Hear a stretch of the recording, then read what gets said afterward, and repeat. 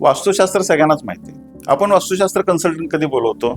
घरात कोणी आजारी आहे, करिअरमध्ये कुठेतरी कमी आहे, आर्थिक अडचणी आहेत किंवा सक्सेस मिळत नाहीये, अशा जर काही घटना घडत असतील तर आपण वास्तुशास्त्र कन्सल्टंटला बोलवतो. पण मला असं वाटतं की वास्तुशास्त्राकडे बघण्याचा कल हा असा असावा, एक दाम्पत्य आहे, त्यांना एक लहान मुलं आहेत, त्यांचं करिअर जर काय घडवायचं असेल, आपल्याला उत्तमात उत्तम करिअर घडवायचं असेल तर वास्तुशास्त्र कसं असावं.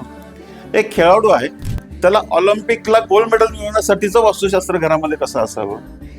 मी नोकरी करतो, उत्तम नोकरी आहे माझ्याकडे, पण मला मॅनेजमेंट लेवलला जाण्यासाठी, मला त्या ठिकाणी प्रमोशन्स मिळण्यासाठीचं वास्तुशास्त्र घरामध्ये कसं असावं.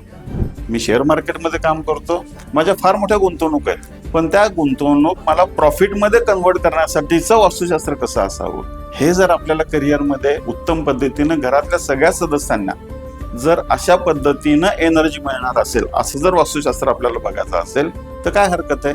नमस्कार, मी प्रशांत प्रतापराव धुमाळ, एक सिव्हिल इंजिनियर.